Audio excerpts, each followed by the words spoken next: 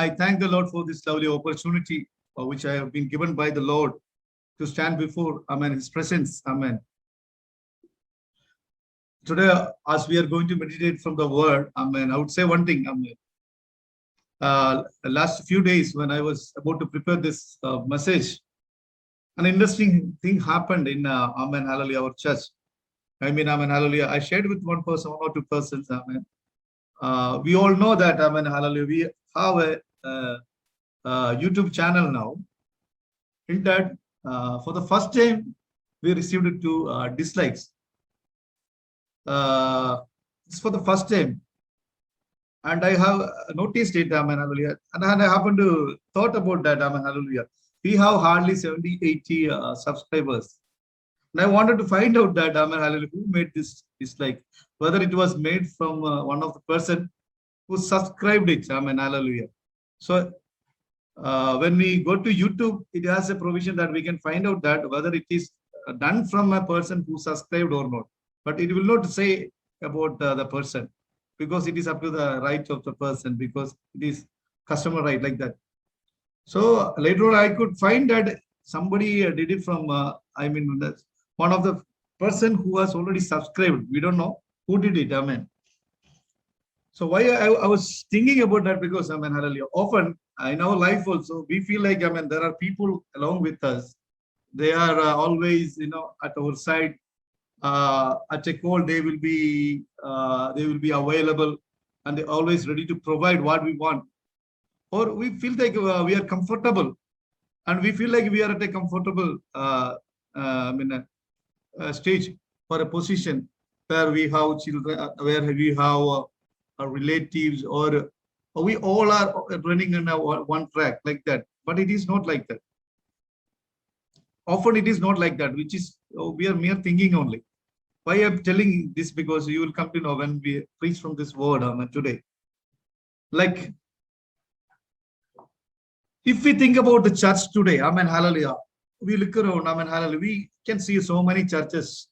We don't know all these churches, Amen, Hallelujah, really belongs to the Lord, Amen, because there are people who are coming in the name of Jesus. We don't know whether they are true or what. But if we ask, what is a true threat to the church? Or we can say that what is the threat that every churches are facing today? Is it from outside or from inside? I would say that it is within, because it is not from outside at all. I will tell you one thing, Amen, Hallelujah. For example, I'll ask you, the real threat to true worship is what? Amen. Suppose in our church, the true worship is taking place. Okay, worship is not all about singing and praising. It is all about doing everything more than that, the commitment and the the connection to the Lord. But I say that, Amen, Hallelujah. Suppose the worship session is going on, Amen, Hallelujah. One person is sitting idle. He is doing it. He is doing nothing. He is just a watcher. Even though, for example, now it is in a Zoom platform here. But some people used to sit like they are in a Zoom, not in a Zoom, because they want to see a lot of things. Amen, Hallelujah. They are watching, gazing, who is walking around, what somebody is doing. Okay, now I'm just asking you, is this person who is sitting passive is a threat to the true worship? No, never. The threat to true worship is worship which is only limited to lips. This is the reason I said that, Amen, Hallelujah. Our worship, when we worship the God and the Savior, if we worship Him with from the lips only, it is not true worship. Amen, Hallelujah. That means the threat to churches today is that the worship which with the lips, which is within, it is not coming from outside. The threat to true repentance, if we say that, it is not no repentance, but is the repentance which is only deep to, we can say that, skin deep. This is not, Amen, Hallelujah, profound. This is only skin deep. That means repentance haven't been taken place in our life. So same way, these days, Amen, we have been hearing a lots and lot of things about discipleship, because Christian means, Amen, Hallelujah, follower or a disciple of Jesus. Amen, Hallelujah. So So the true discipleship is, amen, hallelujah. What is the threat to a true discipleship? It is not discipleship, but it is fake or a false discipleship. Now I'm coming to the point, amen, hallelujah. What I want to say, amen. Let me start, amen, hallelujah, by reading a portion from the Bible. Amen, hallelujah. You can take the book of Matthew, the book of Matthew, chapter 8, verse 18 and 19. Somebody can read it. Amen, hallelujah. Somebody can read and help me. Amen. And when Jesus saw great multitudes about him, he gave a commandment to depart to the other side. Then a certain scribe came and said to him, Teacher, I will follow you wherever you go. Amen. Now, going down, amen, hallelujah, just read that portion. And Jesus said to him, Foxes have holes and birds of the air have nests, but the Son of Man has nowhere to lay his head. Amen. Hallelujah. We are very, very, very familiar with this portion. Amen. Here, one person, it is mentioned that there is a scribe who wants to follow Jesus. And he is voluntarily coming to Jesus and telling that I want to follow you. But see, the way in which Jesus responded here, amen, this was really indifferent, right? Amen. What did he say? He responded like, foxes have dens and birds have nets, but the Son of Man has no place to lay his head. The response of Jesus is really indifferent, isn't it? Amen. Suppose one person is coming to us or to our fellowship or our church, and he's telling that I would like to follow your church or I would like to join your church. How will we reply? Oh, we will be welcoming cordially and most welcome, most welcome always. We'll say like we have a meeting on so and so date, and it is taking place at so and so venue, and we will, hallelujah, we will be showing an intense, great pleasure to invite that person, right? Whereas Jesus Christ responded in manner, it was neither good nor bad. We will feel like that. But Jesus might have seen through that person. Amen. This might be the reason that he said like that. What did he say? The foxes have dens, and the birds have nets, but the Son of Man has no place to lay his head. That means you should not follow me with the wrong motive. This is what Jesus was mentioning there. When somebody looking into something else instead of Jesus, and he say that I want to follow you, amen, hallelujah, Jesus can, catch you very easily. Maybe he can deceive people. Nowadays, when people come to our churches or another churches, amen, hallelujah, we don't know with what motive or with what intention they are, amen, hallelujah, approaching the church. It may not be always with the true spirit. Now, here Jesus clearly given a, amen, hallelujah, message to each one of us. This is time for each one of us to, amen, hallelujah, scrutinize, amen, hallelujah, the spirit of people, amen, hallelujah, because we have been provided with, amen, the spirit of discernment. That is Holy Spirit, amen, hallelujah. So each and every person who is coming physically or attending the service, they may not be with, amen, hallelujah, the true spirit. So this we have to learn in our life. Now, amen, hallelujah. Today I would like to speak about, I don't want to go in, amen, hallelujah, go further with that, introduction part, amen. I just want to speak about the person today, amen, hallelujah. So can any of you can, amen, hallelujah, guess about whom I am going to preach, amen, hallelujah. You may feel like what I'm going to preach about the person. Why? Because, amen, I'll tell you one thing, amen. I told you in the beginning that that YouTube incident, amen, hallelujah, it takes me to think about this person after a long time. And when we look into the Bible, we cannot see so many incidents or so many, amen, hallelujah, things which is written about this person. But whatever is written, amen, hallelujah, recorded in the Bible, I just collected from the Blue Letter Bible. From the reference wise, amen, hallelujah. And I'm coordinating it as a message because it is so much connected to our life, amen, hallelujah. So when we listen to this, this message, because all of you to take and compare that, whether there is any part of this person is in me. This will help us. Amen. Hallelujah. Now, amen. Hallelujah. When we go, coming to the book, amen, people who have studied scripture systematically have termed this person. One name is written. Amen. Hallelujah. It's termed in the representative of defector. Can you imagine? Another person termed in, like, figure of the night. Another person, and amen, hallelujah. Some of the people termed him as black sheep of the family. Can you imagine who is the person? If any of the Sunday school students can imagine that person. Okay, as CSAC is giving away prizes at the end of the VBS, I also will give you a prize. Some people termed it as a figure of the night.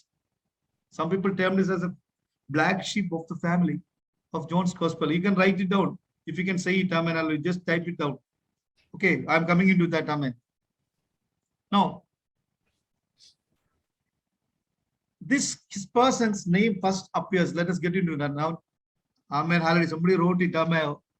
I don't know who wrote Abigail or Aaron, amen, hallelujah. So he guessed it correctly, amen, hallelujah. Now, the first name came from whom? I'll check it, amen, hallelujah. Who typed this first? Amen, hallelujah. The chat, if you look it, who typed it first? I give it to Joshua to find out, because I'm not able to find out who sent it first. Now we are getting into the message now. Amen, hallelujah. Because so many messages, the morning, whatever, today also I sent some message, that is also there. So I'm not able to find out correctly who sent it first. The answer is Judas. I'm going to talk about Judas. Now, amen, hallelujah. When we go to the book of John, chapter 13, verse 29,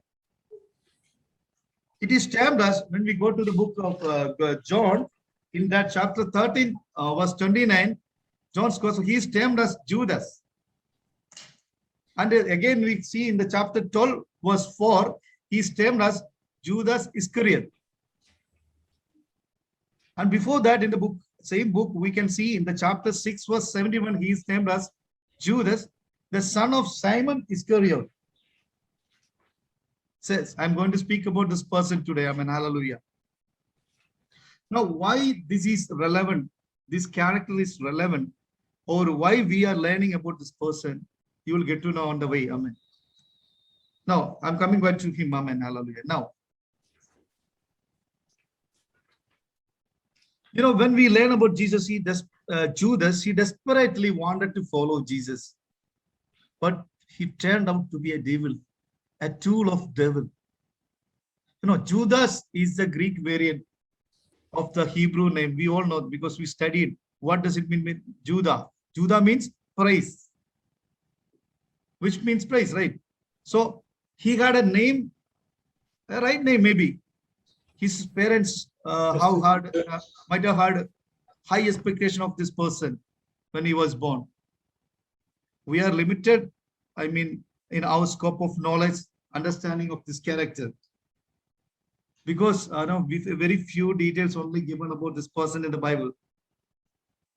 If somebody tell you to preach about Peter or John, we can make a big sermons, because if you, amen, hallelujah, go forth, we can see, or their names, Peter's name or John's names will appear in almost every page in the Bible. So it is very easy.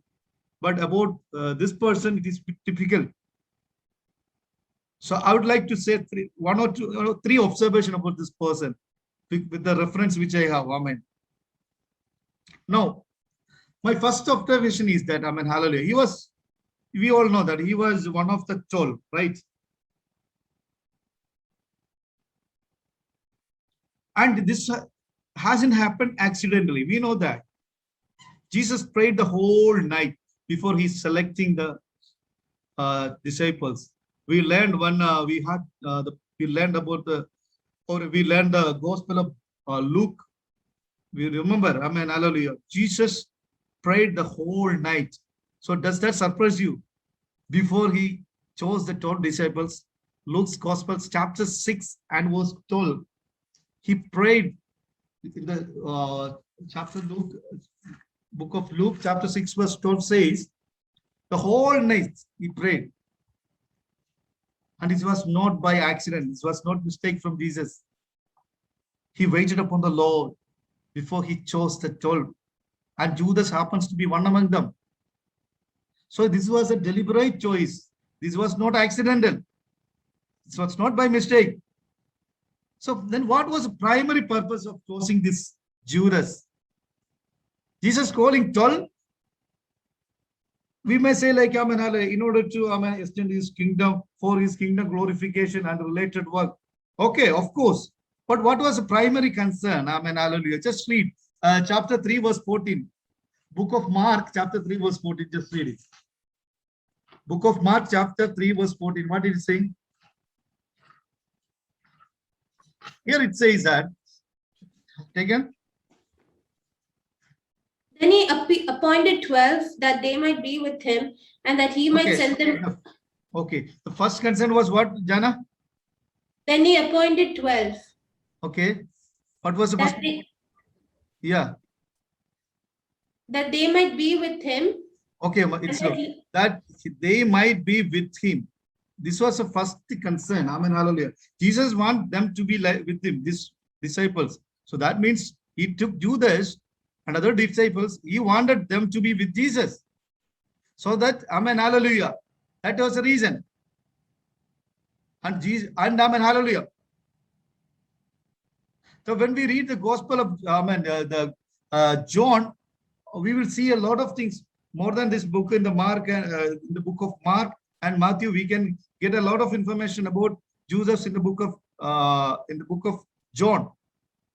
That means when the book of Acts also says, when we read 1 verse 17, it is shocking that when we come to know that, amen, hallelujah, he was selected. More than that, he was into the ministry. Acts chapter 1 verse 7, just read it.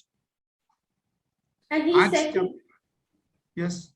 And he said to them, it is not for you to know times or seasons which the Father has put in his own authority, but you shall receive power when the Holy Spirit has come upon you, and you shall be witnesses to me in Jerusalem and in all Judea and Samaria and to the ends of the earth.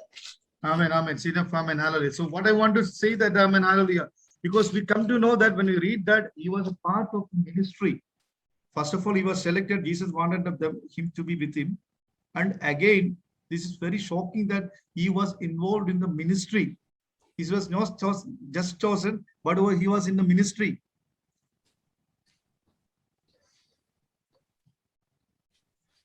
Amen, hallelujah. Now, first thing we have seen that he was one of the 12. The second observation, amen, hallelujah. We know that he was on the left. Just take the book of, amen, hallelujah, same gospel, chapter 13, verse 21. Just read it. 13, verse 21.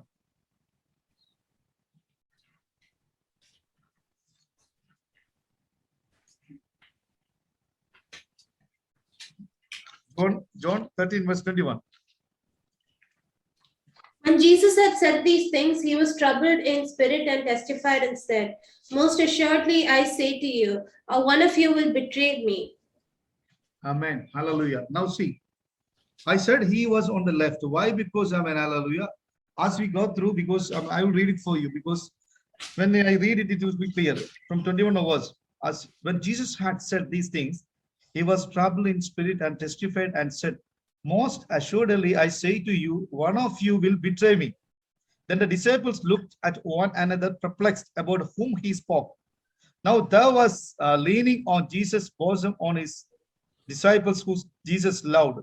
Simon Peter therefore mentioned to him to ask who it was of whom he spoke. Then leaning back on Jesus' breast, he said to him, Lord, who is it? Jesus answered, it is he to whom I shall give a piece of bread when I have dipped it. And having dipped the bread, he gave it to Judas Iscariot, the son of Simon. Amen. Hallelujah. From this we can understand very clearly, as Jesus was sitting for the Last Supper, amen, hallelujah, you know, the disciples who loved most, that is who, John, was at the right, amen, hallelujah.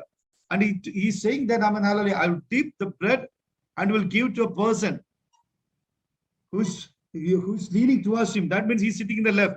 and I will give it to you means, amen, hallelujah. He is not giving or passing it to somebody, and not like that. He's directly, Jesus is giving that bread. That means he was on the left side. Even Peter and James, John were at far. Jesus is next on, one side of Jesus. He's leaning towards him. Amen, hallelujah. He was even physically very close to Jesus. He was one of the 12. Now we said he was on the left. Now, third observation is that, amen, hallelujah. He was not just one on the, one of the 12. And he was not just one on the left, but he was one with the bag. We all know that, amen, hallelujah. It's a very significant role, isn't it? To handle the money. You can play, when you come to congregation, when you come to any church or anywhere, you come to a place where we handle the money means is a responsible job, isn't it? When you think about that, Jesus had 12 disciples, main disciples. In that, there were people who had experience of handling the money. We know that Matthew, who was a tax collector, who was already experienced in, handling the money. But he was not given the bag, but who was given the bag? This Judas was given the bag. Think about it. What was the reason? If we learn the Bible clearly, we will see that, amen, hallelujah, all these people, among these 12 people, 11 people were from where? Galilee. And the Galilee people were, considered as second citizen Jews, second class Jews. Nowadays also, we judge people, from the place they belong to. We're like when we see that some people are coming from some a colony, not that big colony I'm talking about, or some such areas, we will give some marks. These people are of second standard, or they are of that standard. This was the same there also, because these people belong to Galilee. They considered as the second citizens. And this person was from Judea. This only person was from Judea, Judas. And automatically, hallelujah, they gave the bag to him. We can think like that.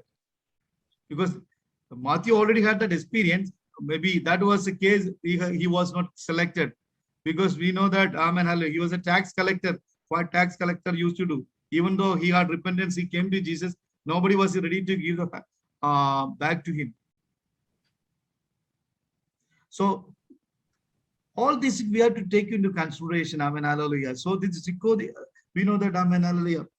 As I said, these people from Galilee, they were considered of the second class. One example I will give you. When Peter was about to give the preach, what did people ask? Are you a Galilean? Remember? The same way Nicodemus, when they sided with Jesus, what was people coming? We thought you are also a Judean, but are you a Galilean? This is what they asked. So, in that case also, Judas had an advantage. Now he has been given with now he got the opportunity to handle the money here. Now, I was told that he was one among the 12, one of the 12. He was at the left. He was not just at the. He was at the left. Then he was with the back. Now, everywhere when we look at Judas, we can see a positive figure, isn't it? People always, hallelujah, if we go to internet also, we'll see that they are portraying Judas as, hallelujah, a positive figure. So what does Judas teach us today? With all this, what we say, the backdrops we see in our mind, I want to look at this person very closely, because, hallelujah, when I learned about him, hallelujah, I'm telling you the truth, hallelujah, a fear factor came into my heart also. When he, let's go to the book of John again, to the book of John, chapter 6. Can you take it, fast, Jana, hallelujah, take it fast, hallelujah. And let us read 6 verse 70. And God got into the boat and went over the sea towards Capernaum. And it was already dark, and Jesus had not come to them. Then the sea arose. because a great wind was blowing. So when they had rowed about 3 or 4 miles, they saw Jesus walking on the sea and drawing near the boat. Okay, Jana. And- Amen. Hallelujah. Let us, amen. Hallelujah. Stop here because, amen, I will explain the story because if you go on reading the stories, amen. Hallelujah, you may not have time. I will explain it, amen, briefly. We all know this situation, amen. Hallelujah. Now, people are, amen, in pursuit of Jesus. They wanted to go wherever he goes because they happen to see that Jesus is giving bread to everybody. Amen. Hallelujah. Now, they are pursuit of Jesus because they want to get the bread. This is their only concern. Now, they came to know that in this situation that Jesus and his disciples are not available there. They went to Capernaum. And now they are also going to Capernaum, this contest. And we know that when we read this book, chapter 6, we know that there we see that Jesus is feeding 5,000 people. It's a great miracle. And later on, people came to know that, amen, hallelujah, he's capable of doing this. Okay, why don't we follow him? But not for that aspect. They want to get the food. They want to get the fish. This is the only thing they want to. So they started, amen, hallelujah. That case, amen, they went to Jesus. When they came to know that Jesus is not there, he is in Capernaum, all went there. Now Jesus is, amen, stating one thing. When Jesus said about his vocation, what he says, Jesus said, I did not come to just give bread. I came to become the bread. And people were struggling with their idea, his idea that, thought that Jesus has come to give bread and they can leave the profession and follow him so that they will get the bread. But what Jesus said, today, eat my flesh, drink my cup.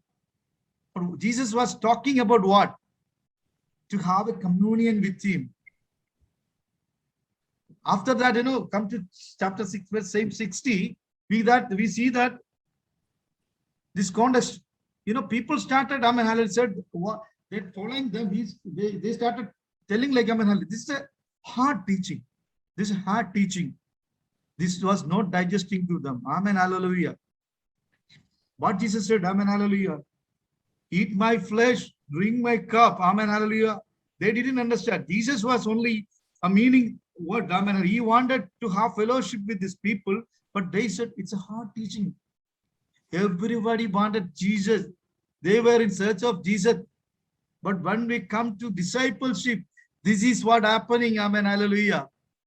We say that 666, amen, chapter 6, verse 66, we see many of the disciples turned back and had no longer followed it because they went after Jesus with the wrong motives. This is what I said in the beginning. The scribe who voluntarily come forward and said that I want to follow Jesus. Jesus behaved indifferently because he knew that person thoroughly. No, the context is, where people were divided based on the belief, disbelief, everything. The context is where people, divided based on the people. Hallelujah. There are people who want to stay with Jesus. There are people who want to, hallelujah, quit Jesus.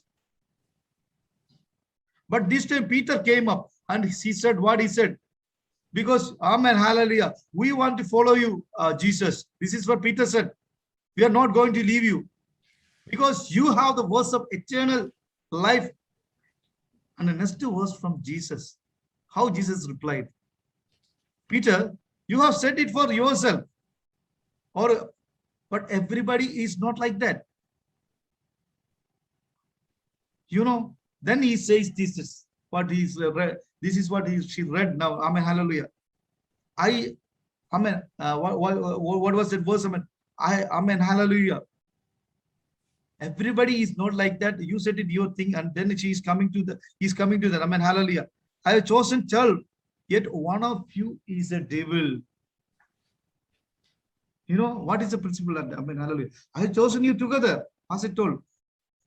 Even after that, among you, one person is an devil or an evil. I just want to draw your attention. Amen, hallelujah.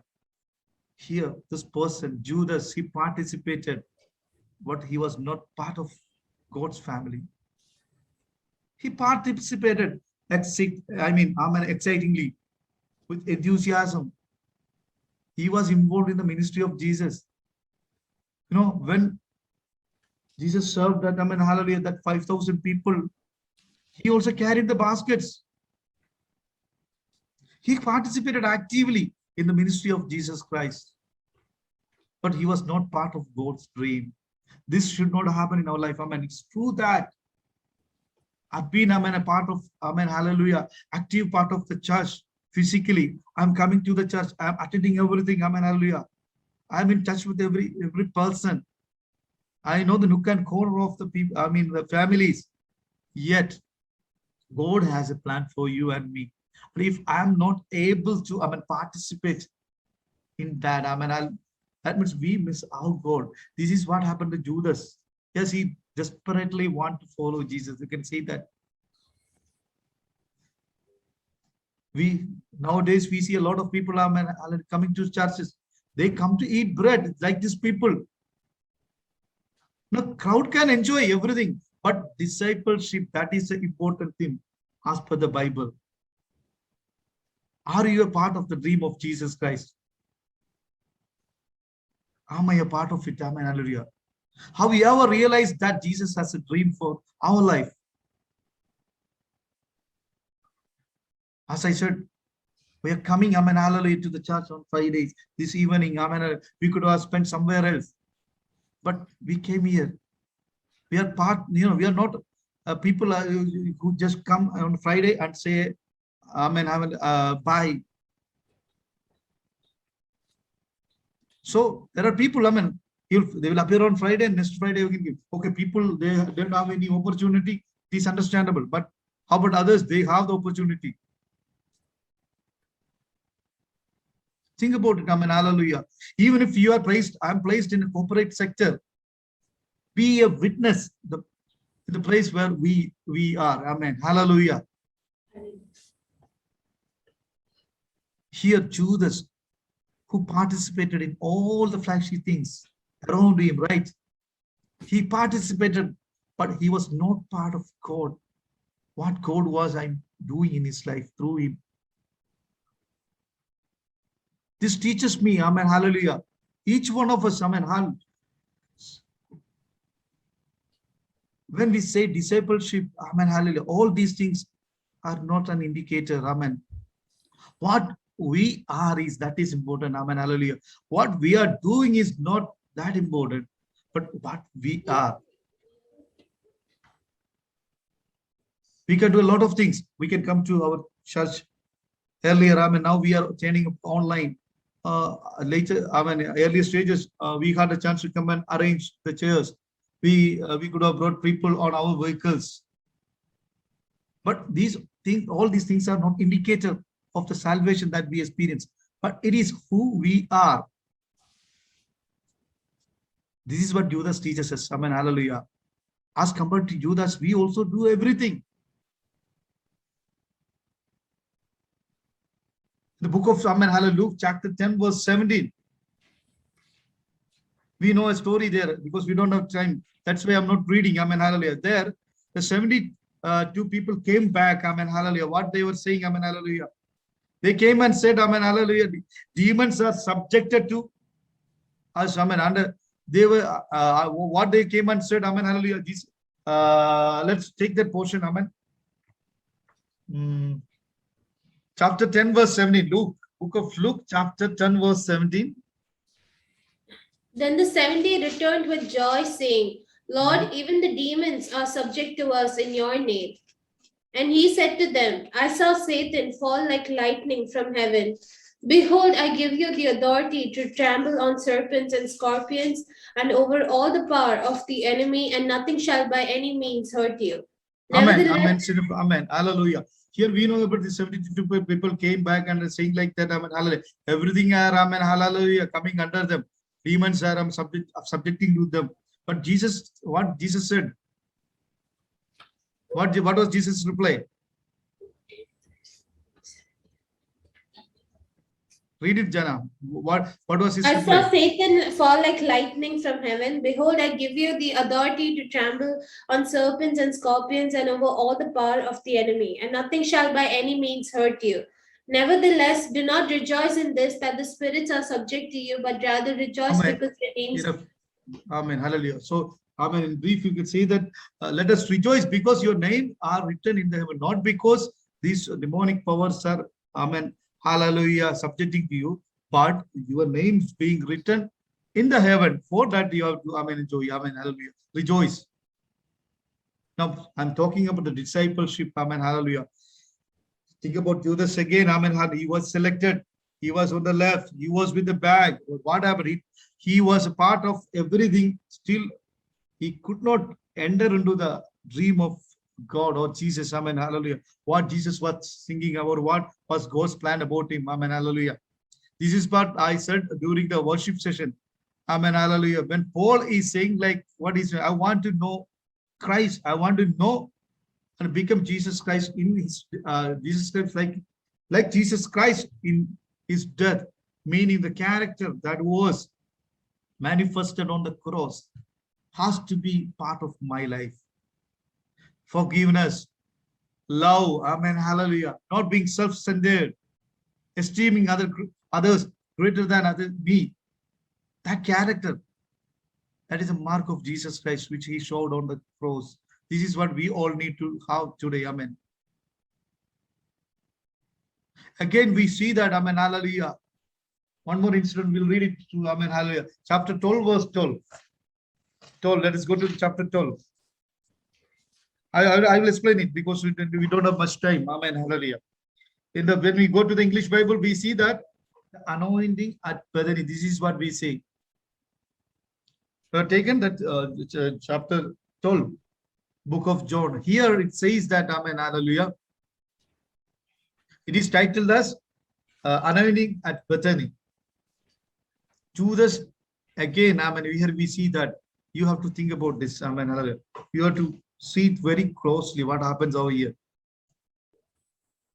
Here, the alabaster jar broken, and here is Mary worshipping worshipping the fragrance how filled the room. But in the verse in this chapter 4, just read it. Just read verse 4.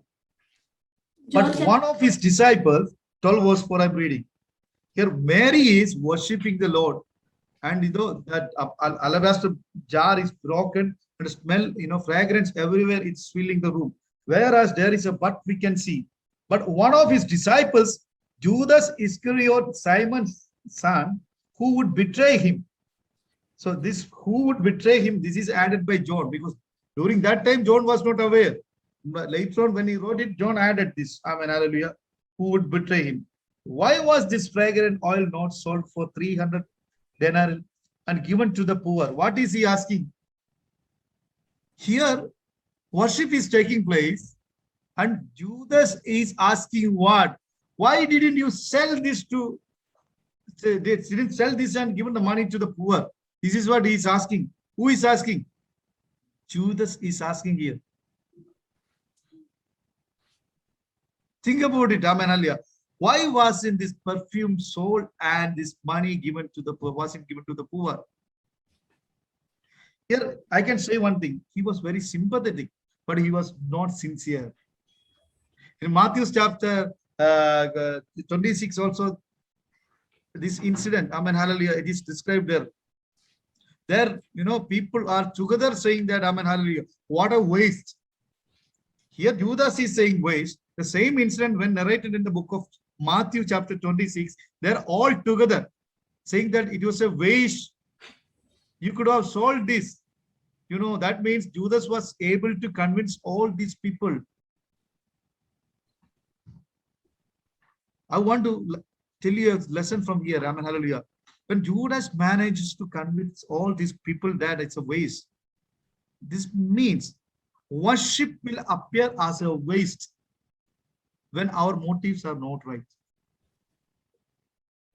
This is a reason why, amen, hallelujah, as I said at the beginning, when the true worship is going on, there will be people who are passive.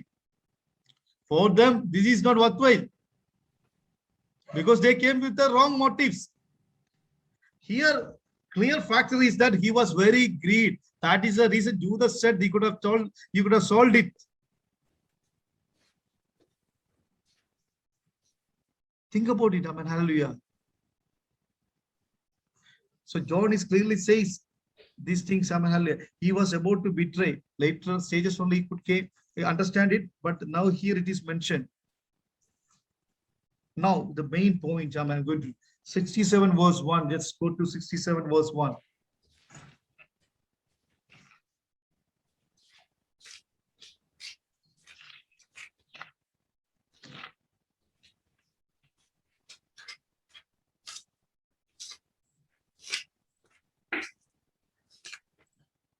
Which Luke chapter? Yeah. 67. Yeah.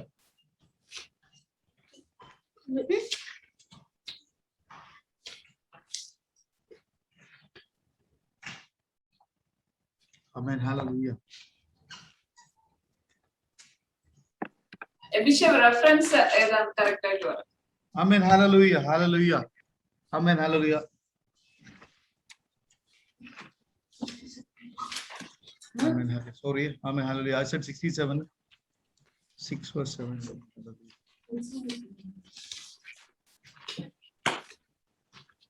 Hmm? 6 verse 7. Amen. Hallelujah. Amen. Hallelujah.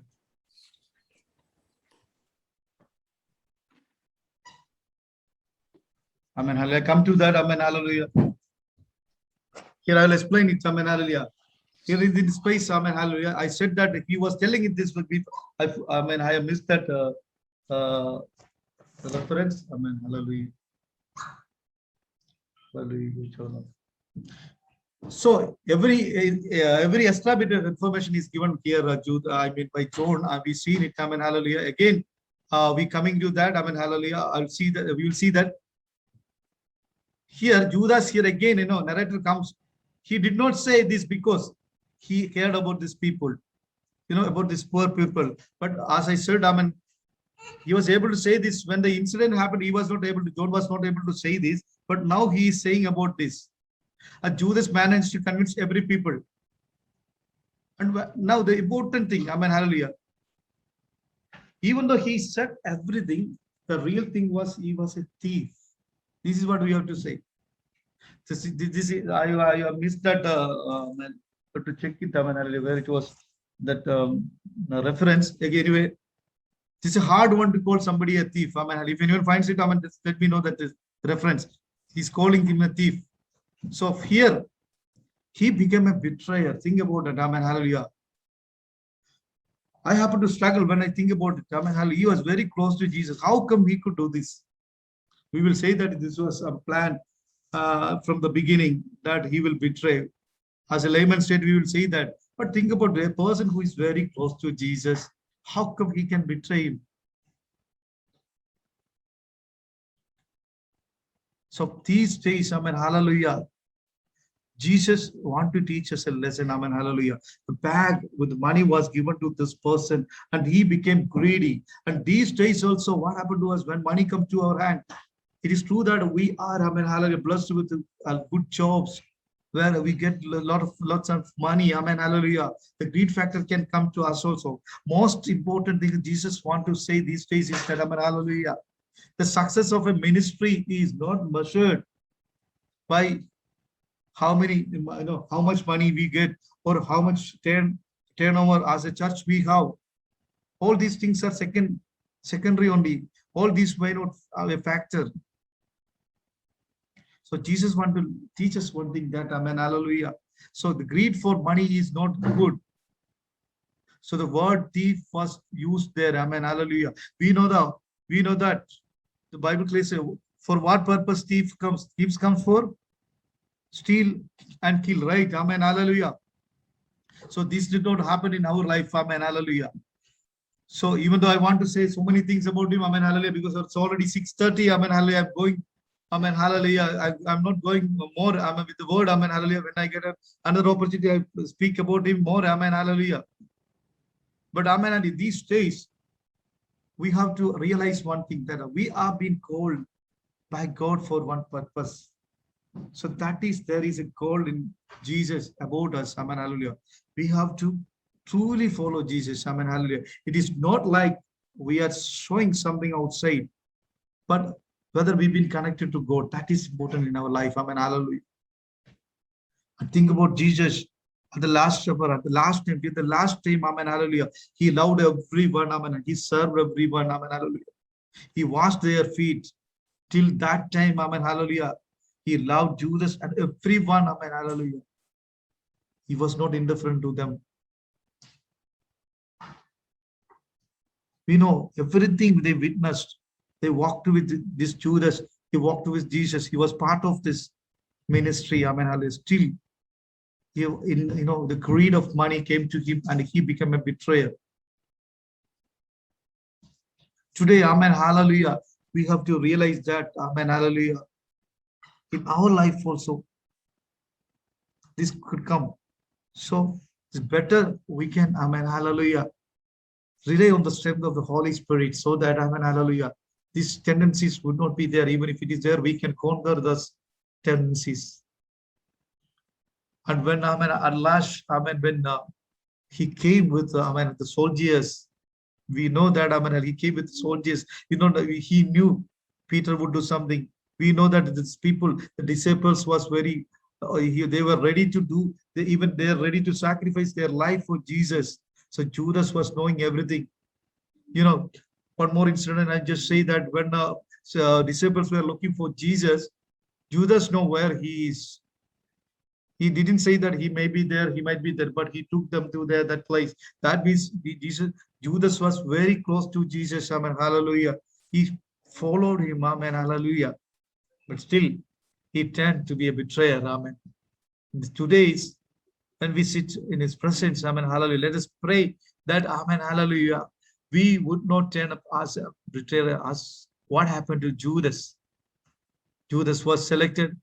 He was one of the 12. He was very close to Jesus. He participated everything, but still he was away from the dream of the Lord. Amen, hallelujah. So let us pray that, amen, hallelujah, God will, amen, use us these days, amen, hallelujah. Whatever circumstances we are going through, there is, amen, hallelujah, there's a tendency that, amen, hallelujah, this will come and push us to do wrong things. But stay and, amen, rely on the power of the Lord so that we will be very close to the Lord, amen, hallelujah, and we will walk according to the will of the Lord, amen. And pray that God will, amen, hallelujah, empower each one of us with this verse, amen. Once again, I thank the Lord for this opportunity, amen, hallelujah.